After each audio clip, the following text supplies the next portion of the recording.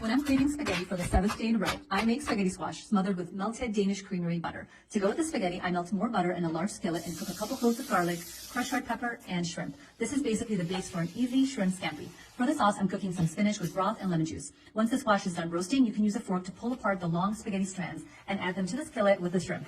Finish off the shrimp scampi with some grated Parmesan cheese for the ultimate low-carb.